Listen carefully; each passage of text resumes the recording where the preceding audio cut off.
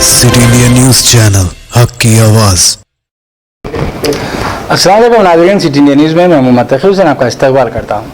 नाज़रीन, पिछले 2 दिनों से एक बात सारे मीडिया में गश्त कर रही है और कुछ मीडिया घराने इस बात को उछालने में लगे हुए हैं कि नई दिल्ली का हज़रत निज़ामुद्दीन दरगाह के पास मौजूद तबलीगी जमात का मरकज़ मुल्क में कोरोना वायरस फैलाने का जिम्मेदार है और ये भी बावर किया जा रहा है कि इस मर्ज को फैलाने में एक तबक़ा मखसूस यानी मुसलमान जिम्मेदार हैं।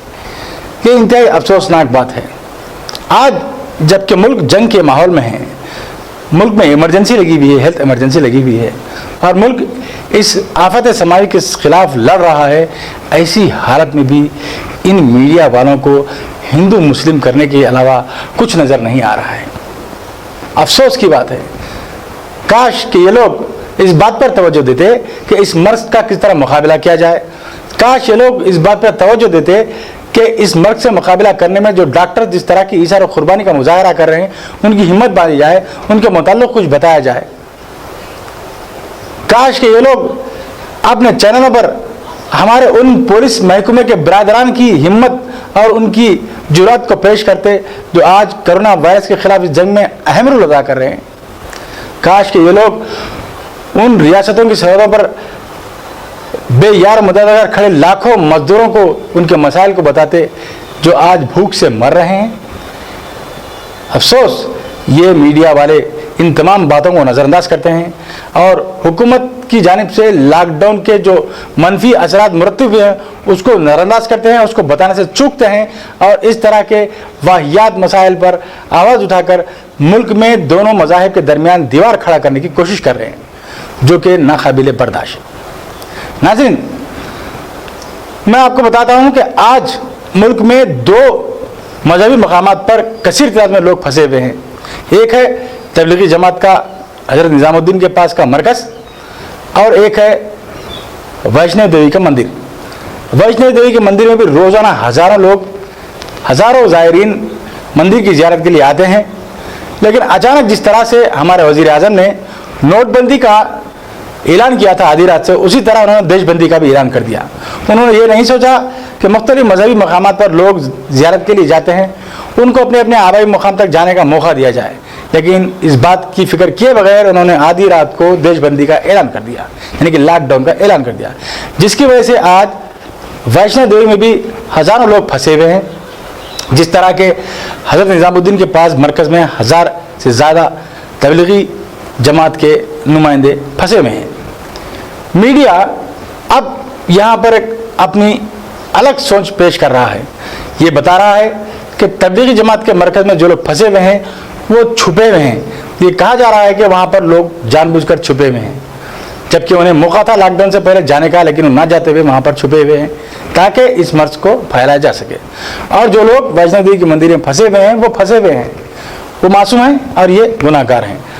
ये इंतहाई ख़तरनाक रविश है मीडिया की, जिससे ये साबित होता है कि ये लोग मुल्क में एक समाज को बदनाम करना चाहते हैं, जबकि हम ये कहते हैं कि वैष्णो देवी में जो लोग फंसे हुए हैं वो भी मजबूर हैं और तबलीगी जमात हज़रत निज़ामुद्दीन के मरकज़ में जो फंसे हैं वो भी मजबूर हैं। अचानक मुल्क के लॉकडाउन की वजह से ये लोग अपने अपने आबाई मकामात को नहीं जा सके, जबकि हज़रत निज़ामुद्दीन में इस इज्तिमा में 2500 से ज़ायद लोगों ने शिरकत की थी, लेकिन लॉकडाउन जब पहले दिन जनता कर्फ्यू हुआ उसके दूसरे दिन कम से कम 1500 लोगों ने वहाँ से रख्त सफ़र बांधा और अपने अपने आबाई मकाम को निकल गए। लेकिन जो 1000 लोग वहाँ पर फंसे हुए थे उनको भी अपने मकामात पर जाने के लिए मरकज़ के इंतज़ामिया ने मुकामी एडिशनल डिस्ट्रिक्ट मजिस्ट्रेट को दरख्वास्त दी कि हमारे पास इतने लोग फंसे हुए हैं, इनको अपने अपने आबाई मुकाम पर जाने के लिए गाड़ियाँ मुहैया कराई जाएँ। लेकिन एडीएम साहब ने इसे साफ इनकार कर दिया और कहा लॉकडाउन है, जो लोग जहाँ हैं वहीं रहेंगे और इनके मुआयने के बाद ही इनको वहाँ से भेजने की बात कही जाएगी। अब इसका जिम्मेदार कौन? अगर एडीएम साहब अगर उन्हें बसें फराहम करते और लोग अपने अपने मकामात पर चले जाते तो वहाँ पर वायरस के फैलने के खतरात कम हो जाते, लेकिन एडीएम साहब के इनकार की वजह से 1000 लोग जिनको एक ही इमारत में रहना पड़ा और इस वायरस के फैलने का खतरा बढ़ गया। तबलीग जमात के लोग जो दिल्ली में इस इज्तिमा में शिरकत किए थे, अब जो वायरस से मुतासिर हो रहे हैं उनमें अक्सर अगर इन्हीं लोगों की पाई जा रही है जो लोग इस तबलीगी इज्तिमा में शिरकत किए हैं, तो इसमें इनका क्या कसूर है? मैं आपको बताता चलूँ तबलीग जमात है क्या, वहाँ पर लोग क्यों जाते हैं, क्या वजह है वहाँ पर जाने की। वजह यह है कि ये लोग वो हैं जो अपनी ज़िंदगी का एक हिस्सा अपने ख़ानदान को, अपने ख़ानदान वालों को और अपने घर की गृहस्थी के लिए दे चुके हैं, और ज़िंदगी का एक हिस्सा अब दीन और इस्लाम की इस्लाह और तबलीग में देना चाहते हैं। लोग इशारा कुर्बानी के जज्बे से मरकज़ को जाते हैं। रोज़ाना हज़ारों की तादाद में लोग मरकज़ में आते हैं, न सिर्फ हिंदुस्तान बल्कि बैरून मुमालिक से भी लोग यहाँ आते हैं, और वो लोग अपनी ज़िंदगी का कुछ हिस्सा अपने मज़हब की तबलीग और उसकी इस्लाह के लिए देना चाहते हैं। मरकज़ में वहाँ मरकज़ी दर्स होता है, वहाँ हफ्तावारी दर्स होता है, रोज़ाना दर्स होता है, हफ्तावारी दर्स होता है, माहवारी दर्स होता है। लोग उस दर्स में शिरकत फरमाते हैं और वहाँ से जो तालीम हासिल करते हैं वो लेकर उन्हें मुतय्यन करदा मकामात पर जाते हैं जहाँ उन्हें इस्लाम की इस्लाह और तबलीग करनी होती है। तो एक नेक काम है, ये लोग करने जाते हैं, ये कोई गलत काम नहीं है। क्या मरकज़ी हुकूमत को इस बात का इल्म नहीं है? क्या आप समझते हैं कि यह हुकूमत की नज़र से छुपा कर ही काम किया जाए? नहीं, बिल्कुल नहीं। मैं आपको बता दूं कि हज़रत निज़ामुद्दीन के मरकज़ से मुत्तसिल एक पुलिस स्टेशन मौजूद है, जहां से मरकज़ी हुकूमत को वज़ारत दाखिला को रोज़ाना मरकज़ में होने वाली सरगर्मी की पूरी इत्तला दी जाती है। आप बखूबी वाकिफ़ हैं कि अगर मुल्क में कहीं 100 से ज़ायद मुसलमान जमा होते हैं तो वहाँ पर intelligence, special branch, central intelligence bureau, ये तमाम अहदेदार पहुँच जाते हैं और उनकी सरगर्मियों की तमाम रिपोर्ट रियासती और मरकज़ी हुकूमतों को पहुँचाते हैं। और जबकि मरकज़ निज़ामुद्दीन में रोज़ाना हज़ारों के लोग आते हैं, तो फिर क्या वहाँ से रिपोर्ट्स हुकूमत को नहीं पहुँचाई जाती? जी हाँ, पहुँचाई जाती हैं। और ये तमाम काम मरकज़ी हुकूमत और वज़ारत दाखिला की नाक के नीचे उनकी पूरी जानकारी में होता है। अब ये कहा जा रहा है कि मरकज़ में लोग छुपे हुए थे, हुकूमत को नहीं मालूम, क्यों उन्होंने हुकूमत को बात नहीं बताई? ये बिल्कुल सरासर गलत है।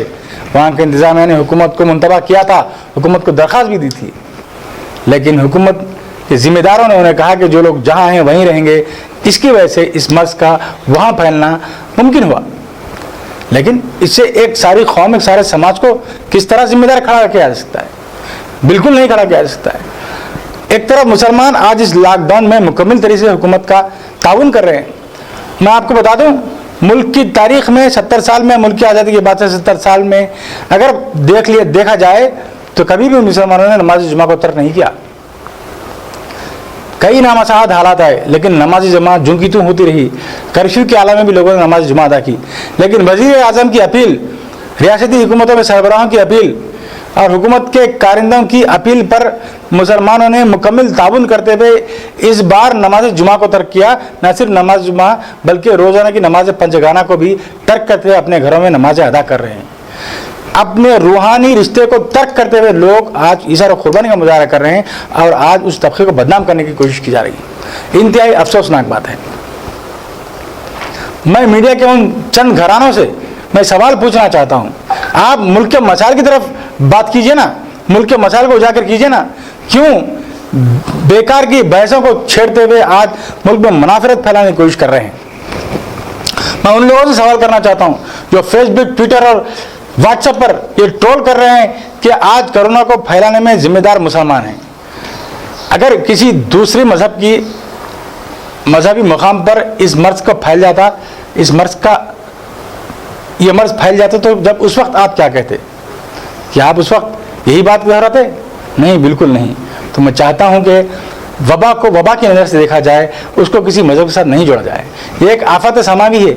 आइए हम मिलजुल कर इस आफत समावी का मुकाबला करें। हम ये देखें कि जो आदमी बीमार है वो एक मुसलमान, हिंदू नहीं बल्कि इंसान है, और उसकी किस तरह मदद की जाए इसका हमें ख्याल करना चाहिए। किस तरह से उसका इलाज किया जाए इसका हमें ख्याल करना चाहिए। इस बात की हमें फिक्र करनी चाहिए। लेकिन इंसानियत को बाला ताक रखकर आज मज़हब के नाम पर मुनाफरत फैलाते हुए मुल्क का मीडिया और मुल्क के कुछ लोग, कुछ सियासी जमातों के कायदीन जो साबित करना चाह रहे हैं कि एक मज़हब को इसके लिए बदनाम करना चाह रहे हैं, वो सरासर गलत है। अगर किसी का कहीं जमा होना, इस मर्ज को फैलाना है, तो फिर शिवराज सिंह चौहान की तकरीब हल्फ बर्दारी में जिस तरह से सैकड़ों लोग जमा हुए, फिर उनको आप क्या कहेंगे? वैष्णो देवी के मंदिर में हजारों सयाह और ज़ायरीन फंसे में, फिर उनको आप क्या कहेंगे? इस तरह किसी मज़हब पर अगर आप उंगली उठाएंगे तो चारों उंगलियां आपकी तरफ भी इशारा करती हैं, तो इसका क्या जवाब होगा? मैं चाहता हूं कि आज मुल्क का मीडिया और वो लोग जो इस तरह की वाहियात बातों पर ट्रोल कर रहे हैं वो समझ जाएं और वायरस को, इस वबा को एक आफत समावी समझकर इसे मुकाबला करने के लिए तमाम मज़ाहिब को जोड़कर, हिंदू, मुसलमान, सिख, ईसाई को जोड़कर मुकाबला करने के लिए तरगीब दें। और मैं उम्मीद करता हूं कि हम मुत्तहिद होकर इस जंग में कामयाबी हासिल कर सकते हैं, बल्कि तफरीक के ज़रिए इस जंग को जीता नहीं जा सकता। मैं सलाम करता हूं उस डॉक्टर बरादरी को जिन्होंने अपनी जानों को हथेली में लेकर आज इन मरीजों की खिदमत कर रहे हैं। वो नहीं देख रहे हैं कि वो हिंदू है कि मुसलमान है, सिख है कि ईसाई है, वो मरीज को एक इंसान समझकर उसकी खिदमत कर रहे हैं। मैं सलाम करता हूं पुलिस बरादरी को, मैं सलाम करता हूं रेवेन्यू के उन हक्काम को, मैं सलाम करता हूं सफाई कर्मचारियों को जो आज अपनी जानों को हथेली पर लेकर इस वायरस के खिलाफ जंग में हिस्सा ले रहे हैं। वो ये नहीं देख रहे हैं कि वायरस का मजहब क्या है, वायरस को फैलाने, वायरस किस मरीज के जिस्म से निकल रहा है, वो ये नहीं देख रहे हैं। वो इसको एक वबा के तौर पर देख रहे हैं, उससे वबा के लिए मुकाबला कर रहे हैं। उसी जज्बे के साथ हम सबको भी आगे बढ़ने की जरूरत है। अरे इससे बड़ा क्या सबूत दें मुल्क के मुसलमान कि आज अपनी दरसगाहों को भी आइसोलेशन वार्ड के लिए पेश कर रहे हैं। देवबंद के इंतजामिया ने यह हुकूमत को लिखा है, यूपी हुकूमत को, कि देवबंद की तमाम इमारत को आइसोलेशन वार्ड में तब्दील कर दिया जाए। जमीयत उलमा हिंद की तमाम मराकिज़ को हुकूमतों के सामने पेशकश करता हुआ देखा जा रहा है कि तमाम मराकिज़ को आइसोलेशन वार्ड में तब्दील कर दिया जाए। हमारे मजहबी अकाबरीन ये आगे आकर कह रहे हैं कि हमसे जो हो सकता है हुकूमत की उनकी मदद करने के लिए तैयार हैं, हुकूमत इस वबा से मुकाबला करे। लेकिन दानिस्ता तौर पर एक मज़हब को बदनाम करने की जो साजिश की जा रही है वो ना काबिल बर्दाश्त है। मैं समझता हूँ कि न सिर्फ मुसलमान बल्कि इस मुल्क का सेकुलर हिंदू भाई जो इस तरह की ज़हनियत के मुखालिफ है वो भी इस बात को बर्दाश्त नहीं करेगा। मैं फिर एक बार सबसे गुजारिश करता हूँ कि आइए हम सब मिलकर इस वबा के ख़िलाफ़ एक साथ होकर जंग लड़ें और इस वबा के ख़िलाफ़ इस जंग को कामयाब बनाने में हुकूमत का साथ दें। और हम सब एक हैं, एक होकर ही इस वबा के ख़िलाफ़ इस जंग को जीत सकते हैं। नाज़रीन, इससे पहले कि मैं आपसे इजाज़त चाहूँ, मैं आपको बता देना, मैं आपके सामने उन मनाजिर को पेश करना चाहता हूँ जिसमें हमारे मजहबी अकाबरीन ने ये कहा है कि इस जंग में वो किस तरह का ताउन पेश करना चाह रहे हैं। आइए डालते हैं उस पर एक नज़र। जलसे तो कोई नहीं हो रहे हैं, उनके यहाँ भी ऐसा ही कुछ हुआ है कि वो पहले से चल रहा था कार्यक्रम और लॉकडाउन हो गया। ये किसी को भी आइडिया नहीं था कि इस तरह लॉकडाउन होगा, ट्रेनें भी बंद हो जाएंगी, सब बंद हो जाएंगे। तो बहरहाल कहीं ना कहीं कुछ ऊंच नीच गलती हुई है, हो सकता है लोकल अधिकारियों से हुई हो सकता है उसके आयोजकों से हुई हो। अभी मसले को हल करना है और तकलीफ़ से लोगों को बचाना है। तो नंबर एक बात यह है, हर हाल में सोशल डिस्टेंसिंग जो है उसको मेंटेन करना चाहिए और फॉलो करना चाहिए रूल्स को। मस्जिदों में जुमे नहीं हुए, सब लोगों ने पूरा कंप्लीटली इसको फॉलो करने की कोशिश की है और कहीं फॉलो नहीं हुआ है तो एडमिनिस्ट्रेशन ने एक्शन भी लिए हैं और लोगों ने उस एक्शन को मंजूर भी किया है।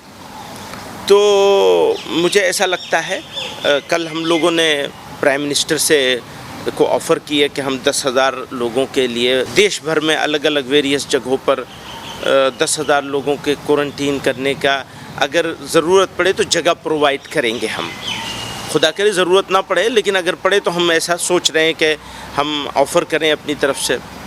तो इन लोगों के बारे में भी हमारा यही है कि अगर इनको क्वारंटीन करना है, आइसोलेट करना है, तो एक जगह से निकाल के कुछ अलग अलग जगहों पर रखा जाए और उनको उसी प्रोसेस से, जो मेडिकल प्रोसेस है उसमें रखा जाए। तो हम अगेन इस बात को ऑफ़र करते हैं कि दिल्ली में, गाज़ियाबाद में, अलग करीब की जगहों में कहाँ कहाँ उनको रखा जा सकता है, उसमें हम हमारी तरफ से हम ऑफ़र करना चाहते हैं कि चीज़ों को इस वक्त में मुल्क भी दुनिया भी एक मुश्किल दौर से गुज़र रही है।